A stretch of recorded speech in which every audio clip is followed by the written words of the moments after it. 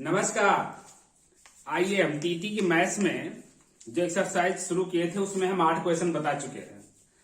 आज से अब आगे कंटिन्यू करते हैं, 9वां क्वेश्चन बताना शुरू करते हैं। जितना क्वेश्चन बताया था उसमें लगाए होंगे, आपको समझ में आया होगा। अगर कोई प्रॉब्लम आती है तो कमेंट बॉक्स में हमें आप कमेंट करिए, क्वेश्चन दीजिए और हम फिर से सॉल्व करके आपको समझा करके दुरुस्त करेंगे।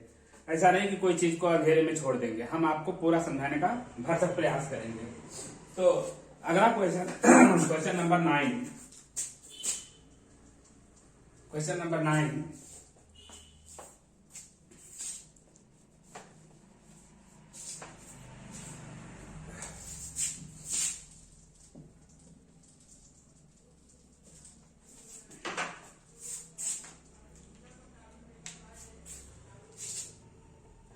कह रहा है 57 रुपया और 75 पैसे का पैसों में मूल्य।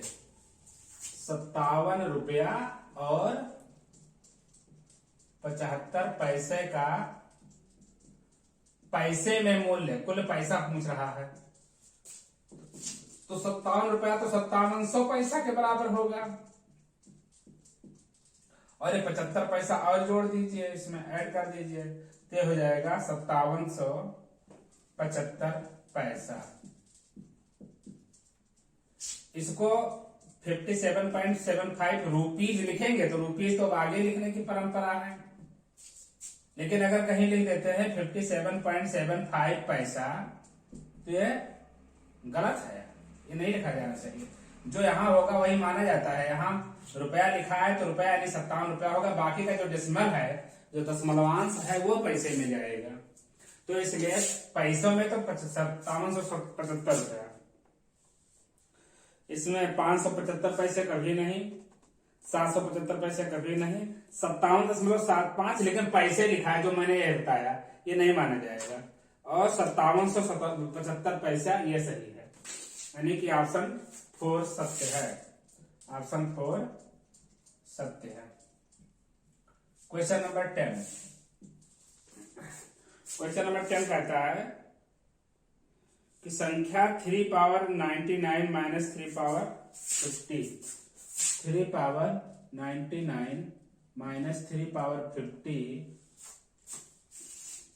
के इकाई स्थान का अंक है। में इकाई अंक पूछ रहा है, इकाई अंक। तो इसमें आइए हम बहुत कुछ आपको समझाते हैं। पहले तो 1 की पावर में देख लीजिए। अगर हम 1 की पावर 1 लिखें, 2 लिखें तो 1 आएगा, 1 की पावर 3 लिखें तो भी 1 आएगा, यानी 1 की पावर n कुछ भी हो तो 1 ही रहेगा, n कोई भी नंबर हो। 2 के लिए देखिए, 2 की पावर 1 2 आएगी, 2 की पावर 2 4, 2 की पावर 3 8, 2 की पावर 4 6। यहीं पर रोक दीजिए, क्योंकि अब 6 की पावर कुछ भी रहेगी। अभी आपको हम बताते हैं कैसे होगी। 3 टू दी पावर के लिए देखिए, 3 की पावर अगर 1 है तो 3 आएगा, 3 की पावर 2 आएगा तो 3 3 9, 3 की पावर 3 इज इक्वल टू 9, नहीं 27 आता तो इसका यूनिट प्लेस 7 आएगा, और फिर 7 3 21, 3 पावर 4 81 आ जाएगा, जिसमें यूनिट स्थान 1 हो गया। अब 1 हो जाने से अब 1 पर पावर जितनी भी पावर बढ़ाते जाएंगे 1 ही रहेगा, यानी कि 3 पावर के 4 के पार्ट में हम काटने की कोशिश करेंगे।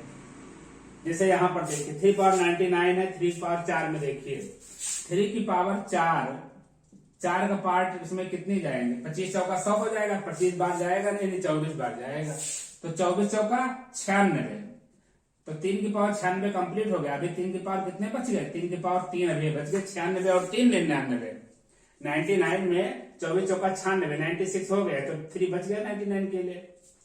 माइनस 3 पावर 50 को भी 3 की पावर 4 में काटिए, 12 चौका 48, 2 50, 3 की पावर 2।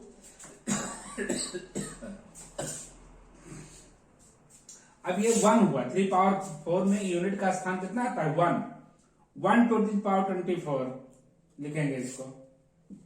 3 पावर 3 27 होता है, माइनस ये फिर से 1 की पावर 12 हो जाएगा, और 3 3 जा 9, तो ये तो हुआ 1, 27 1 जा 27 माइनस ये 1 हुआ 9 1 जा 9 इज इक्वल टू 18। यानी यूनिट का प्लेस कितना आएगा, इकाई का स्थान 8 आएगा। अगर इसको सॉल्व किया जाए कितना आएगा उसका आंसर नहीं मालूम है, लेकिन हाँ इकाई का अंक जरूर मालूम चलेगा जो कि 8 होगा। 3 के लिए हम बता चुके। अब 4 के लिए देखिए, अगर 4 की पावर 1 है तो 4, 4 की पावर 2 है तो 4 चौक 16, फिर 4 की पावर 3 अगर लिख देते हैं 16 चौको 24, 4 चौक 16 चौका 64, 4 आ जाएगा। 4 की पावर 4 फिर 6, यानी कि 4 वाले में 4 और 6 4 और 6 यही घूम घूम के आएगा, या तो 4 4 आएगा तो 6 6 आएगा। इसका मतलब कि अगर 4 की पावर हम ऑड लिखे हैं तब तो 4 आएगा, अब 4 की पावर अगर कोई इवन नंबर है तो वो 6 आएगा। ये हो गया। 5 की पावर में तो भैया हमेशा 5 बनता है, 5 की पावर इन कुछ भी रखो आखिर में 5 आएगा। 50 25 50 125 25 625, 5 खत्म नहीं होने का नाम लेगा। ये आसान हो गया। 6 की पावर में 6 6 36 छक्का 216, 6 ही बना रहेगा। इसीलिए हमने कहा था कि 2 पावर 4 पर रख दीजिए 6 आ जाए। अच्छा फिर पावर कितनी पावर लगेगी, जो भी चाहे इवन हो चाहे ऑड हो वो हमेशा 6 बना रहेगा। इसलिए हमने यहाँ पर रोक दिया कि 2 की पावर 4 पर रोकिए, 3 की पावर 4 पर रोकिए, 4 की पावर में तो 4 और 6 ही आने, चाहे जैसे रखिए। 5 में 5 ही आएगा, 6 की पावर में 6 आएगा। 7 वाले में जरा देखिए, 7 की पावर 1 इधर का भी वो कंप्लीट, 7 की पावर 1 7, 7 की पावर 2 7 7 49 9 आएगा। 7 7 49 और 49 9 7 9 63 3 आएगा। फिर 7 से करेंगे 7 21, 7 की पावर 4 यहाँ पर भी 1 आ गया। तो यानी कि पावर 4 पर ही देखिए सब आ रहा है घूम घूम करके, यहाँ पर भी 1 आ गया। तो इसको भी हम रोक लेंगे, इसकी हमें जरूरत पड़ती है, यहाँ इसकी जरूरत पड़ती है, यहाँ इसकी जरूरत पड़ती है, और ये तो हमने लिख ही दिया है। 7 हो गया। 8 वाले में तो आप जानते हैं कि 2 का क्यूब बना लेंगे, 9 वाला तो 3 का स्क्वायर बन जाएगा।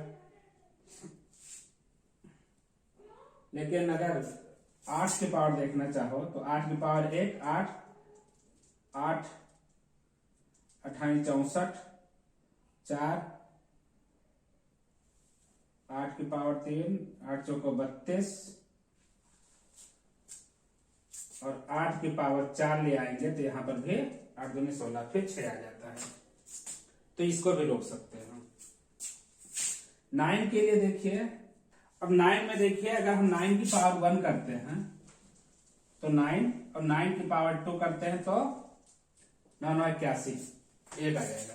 फिर अगली बार में 9 आ जाएगा, फिर 1 आएगा, यही रिपीटेड होगा। इसका मतलब यह हुआ कि अगर 9 की पावर हम ऑड ले लें, 9 की पावर हम ऑड ले लें तो 9 आएगा, और 9 की पावर अगर इवन ले लें तो 1 हो जाएगा, जैसे यहां पर। अब इतने के बाद यह इकाई अंक निकालने के लिए जिस तरह ये एक्सप्रेशन दिया गया है, किसी भी तरीके के गुणा भाग हो या पावर वाले में खासकर इकाई का अंक निकालने के लिए हमें इतना चीज जानना होता है। क्या चीज? कुछ ज्यादा नहीं, पावर 4 4 ही है, 2 के लिए भी, 3 के लिए भी, 4 के लिए भी, 5 में 6 में कोई दिक्कत ही नहीं है, 7 में भी पावर 4 ही है, 8 में भी पावर 4 ही है, 9 का तो आप इवन ऑड देख रहे हैं, कोई दिक्कत नहीं होती है। 2 जानिए तो 2 में कोई पावर की दिक्कत नहीं है, 3 जानिए और 5 6 तो वैसे दिक्कत नहीं है, तो 3 हो गया 7 हो गया। इतने के लिए ही जोड़ना होता है, बाकी कोई दिक्कत नहीं आएगी। सवाल आएगा तो 3 और 7 पर ही आता है। तो इस तरह से अब कैसे सवाल सॉल्व करेंगे समझ में आ गया होगा। मैंने डिटेल में आपको बताया है, मैंने डिटेल में बताया है। अब जैसे समझ लीजिए कि यही 7 का पावर दिया होता, 7 की पावर अब हम कुछ और अलग कर लेते हैं। 99 की कोई जरूरत नहीं है, हम 99 चलो यही चीज है जैसे लिखा था इससे, अगर ये सॉल्व करना होता 7 की पावर 4 वही चीज लगेगा, पावर 24 माइनस 7 की पावर 4 के पावर 12 लगाएंगे, 12 चौक 48 और 2 बचेगा 7 पर। जहां यहाँ 3 की पावर लगे हुए यहाँ पर बस 7 7 रख देना है। तो ये तो 7 की पावर 4 1 बन जाएगा, 1 की पावर 24 1 ही रहेगा। यहाँ कम पड़ गया 96 बच गया, 7 की पावर 3 ये बगल में लिखना छूट गया। और अब माइनस करेंगे, माइनस, तो ये तो 1 हो गया, 7 की पावर 3 बचा माइनस 7 की पावर 2 केवल बचा। अब चाहो तो 7 स्क्वायर कॉमन ले लो, नहीं तो 7 का पावर 3, 7 7 49, कितना आप ऐसा भी कर सकते हैं। 7 की पावर 3 में इकाई का अंक कितना आएगा, 3 आएगा। 7 7 7 49 7 9 63 पढ़ते चले जाइए, केवल यूनिट लिखते जाइए, उसे गुणा करते जाइए। और 7 का स्क्वायर में 9 आता है। अब 3 में से 9 कैसे जाएगा, तो यहाँ 3 नहीं, इसको 13 मान लीजिए, 9 4 13 आंसर आ जाएगा। और नहीं आप करके देखिए, ये 243 होगा, 749 को 7 से मल्टीप्लाई करो, 7 9 63 3 चला, अच्छा 7 चौक 28 28 34 343 होता है। माइनस 7 7 49 करो, 9 6 13, देखो यहाँ वही तो 13 ही माना जाता, 13 में से 9 गए 6, 13 में से 9 गए 4, तो यही वाला आंसर है, यानी कि 4। तो यूनिट डिजिट इसमें 4 आ जाती, इसमें यूनिट डिजिट 8 आई हुई थी। तो इस तरह से जितने भी सवाल कभी भी आएंगे आप लगा सकेंगे। मैंने इसको पूरा डिटेल में पढ़ाने की कोशिश की है। चलिए नेक्स्ट क्वेश्चन उठाते हैं।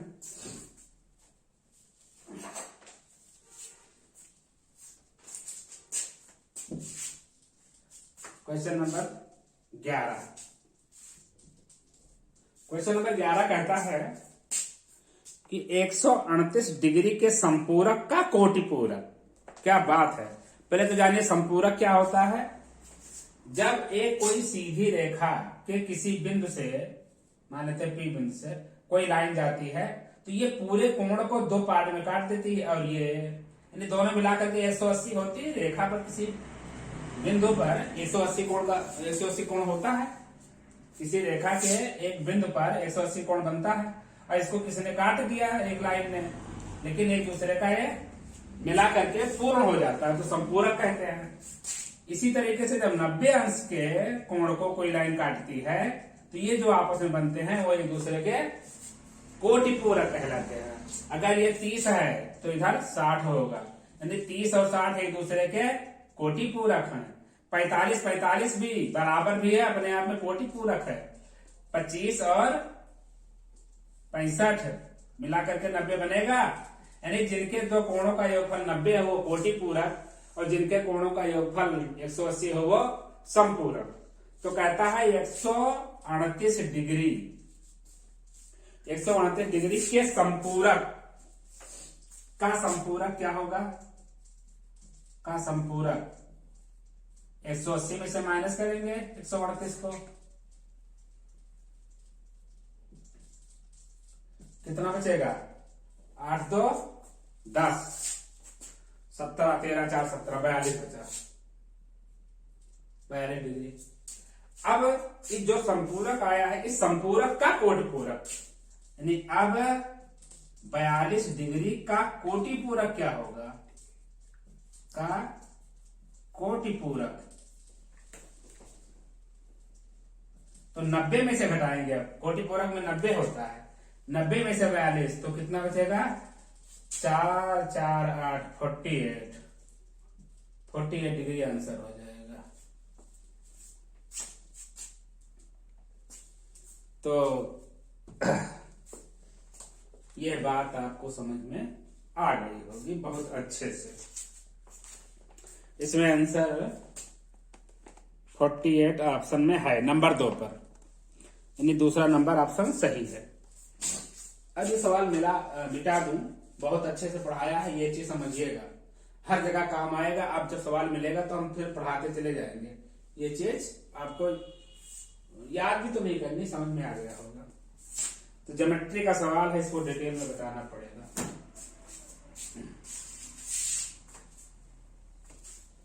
क्वेश्चन नंबर 11 के बाद क्वेश्चन नंबर 12। अब जो ज्योमेट्री का सवाल है वो 10th स्टैंडर्ड की मैथ्स में पढ़ाया जाता है। थ्योरम का नाम है थेल्स थ्योरम। क्या नाम है? Thales theorem. थेल कोई वैज्ञानिक रहे होंगे हमारी तरह। अब चूंकि गलती हमारी नहीं है, वो पहले पैदा हो गए थे तो उन्होंने रिसर्च कर दिया था। अगर वो नहीं पैदा हुए होते तो इसको बहुत पहले खोज दिए होते, लेकिन चलिए किसी ने खोज दिया। तो थेल्स थ्योरम या उसको बेसिक प्रोपोर्शनैलिटी थ्योरम भी कहते हैं। बेसिक प्रोपोर्शनैलिटी थ्योरम के बेसिस पर एक थ्योरम प्रूव की गई है जिसका नाम है एरिया थ्योरम, क्षेत्रफल की पर में। तो ये सवाल है क्षेत्रफल पर, उसका आधारभूत जो प्रमेय है उसका नाम ही है आधारभूत आनुपातिकता थ्योरम, आनुपातिकता प्रमेय, आधारभूत आनुपातिकता प्रमेय या अंग्रेजी में basic proportionality theorem, basic proportionality theorem. तो बेसिक प्रोपोर्शनैलिटी थ्योरम या थेल्स महोदय ने दिया था तो उनके नाम पर है थेल्स थ्योरम। नाम मैं लिख देता हूं, थेल्स थ्योरम, या इसी का नाम है बेसिक प्रोपोर्शनैलिटी थ्योरम। तो इसी पर बेस्ड है। सवाल देखते ही मुझे पता चल गया जब क्षेत्रफल पूछ रहा है। तो एक सवाल है, इसमें फिगर बना हुआ है, मैं फिगर यहां बना देता हूं। इस जगह का सदुपयोग करता हूं। हम लोग जगह का सदुपयोग बहुत करते हैं। BAC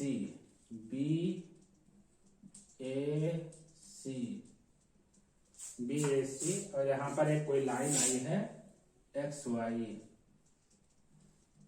सवाल कहता है कि संलग्न चित्र में रेखाखंड XY कहां है? ये रेखाखंड XY त्रिभुज ABC की भुजा AC के समांतर है, भुजा AC के समांतर है। यानी इस XY को कहता है कि AC के समांतर है। हमने तीर से दिखा दिया कि XY AC के समांतर है, जो त्रिभुज ABC को दो बराबर क्षेत्रफलों वाले भागों में विभाजित करती है। यानी यह हिस्से का क्षेत्रफल और यह हिस्से का क्षेत्रफल दोनों बराबर है। अगर मैं कह दूं कि इसका एरिया x है तो इसका भी एरिया x है, इसका मतलब टोटल का एरिया कितना हो जाएगा? टोटल एरिया कितना हो जाएगा? 2x। कितना हो जाएगा? 2x।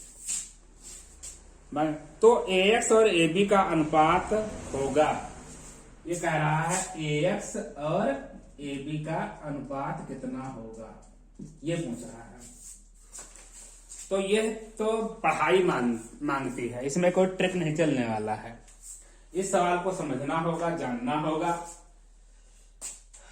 और या तो एग्जाम में ऐसे सवालों को छोड़ देना होगा, और या तो ऐसा करते हैं कि नेगेटिव मार्किंग तो शायद होती नहीं है टीटी में।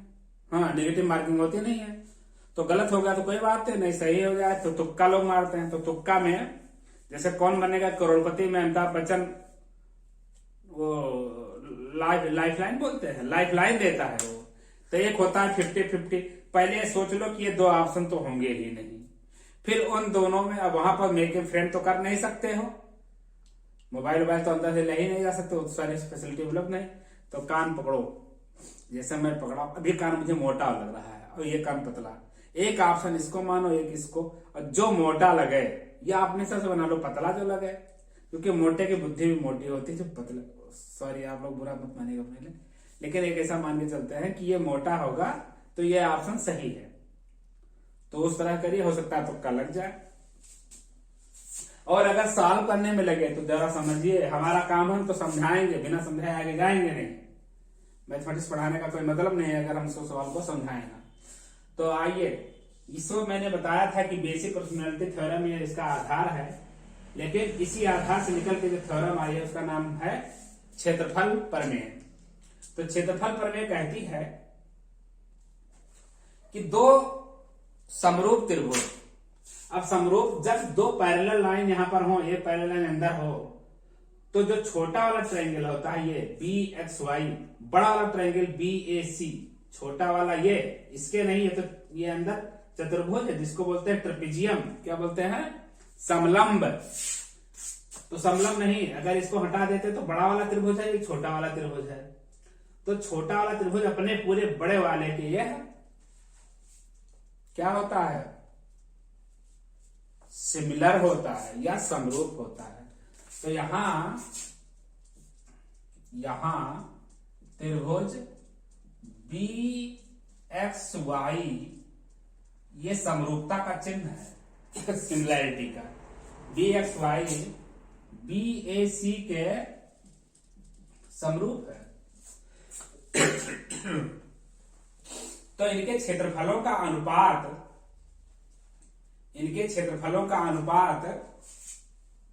उनकी संगत भुजाओं के अनुपात के बराबर होता है। तो क्षेत्रफल अनुपात क्या होती है, जरा उसको समझिए। क्षेत्रफल प्रमेय मैं लिखे देता हूं आपके लिए, आपके अध्ययन की सुगमता के लिए। क्षेत्रफल प्रमेय, दो समरूप त्रिभुजों के क्षेत्रफलों का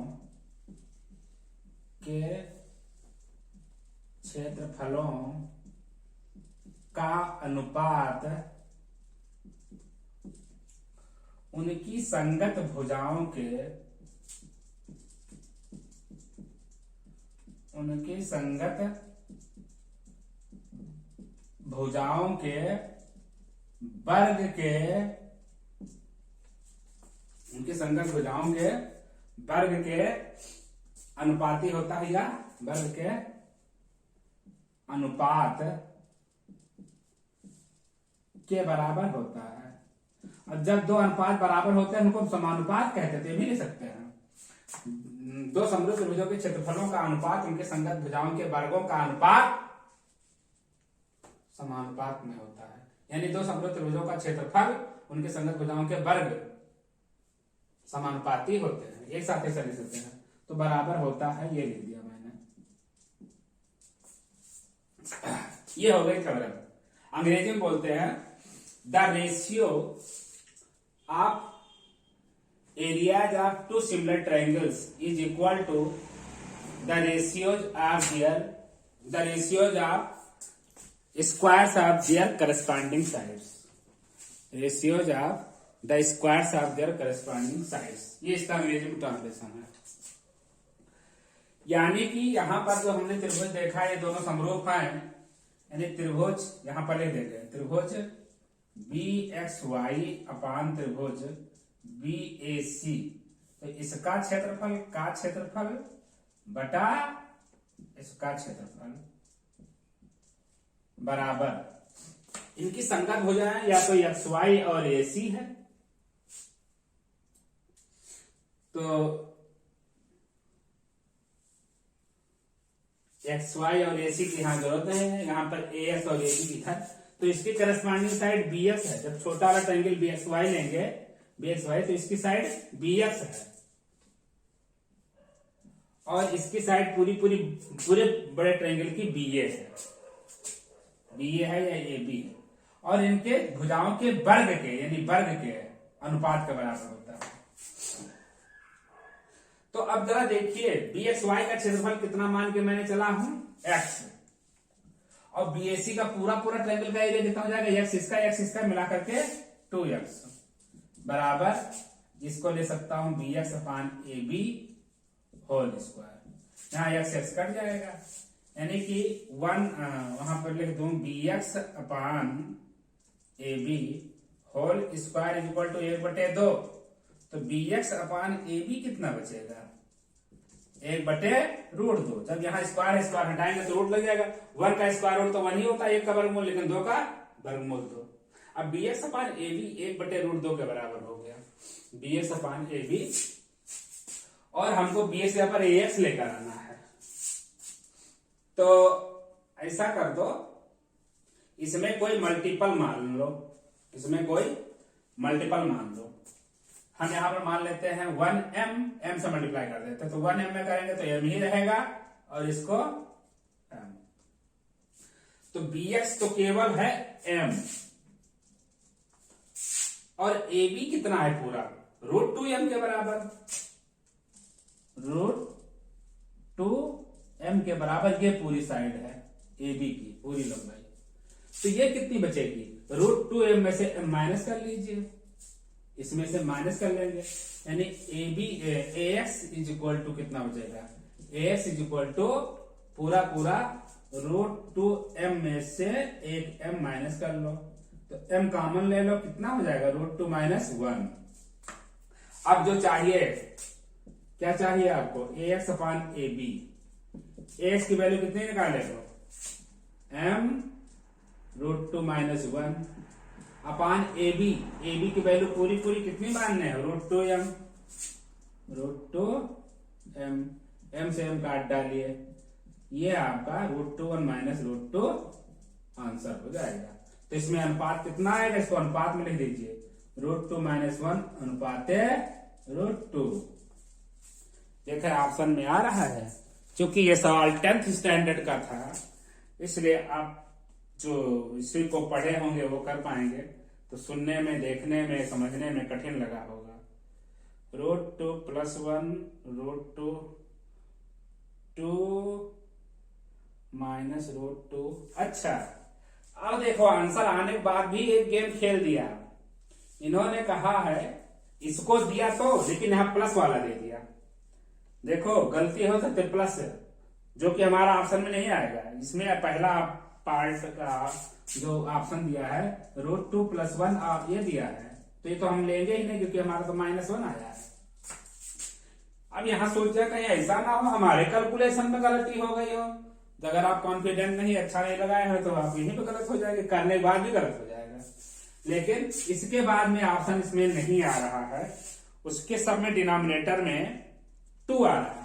तो 2 आने का मतलब है इसको रैशनलाइज कर दीजिए, यानी √2 से ऊपर में मल्टीप्लाई कर दीजिए, नीचे भी। तो जो ऊपर मल्टीप्लाई करेंगे तो √2 में √2 मल्टीप्लाई ले जाएंगे तो 2 हो जाएगा, इसका खत्म हो जाएगा, और -1 से ले जाएंगे -√2 अपान √2 का 2। अभी आ गया 2 - √2 रेशियो ऑफ 2।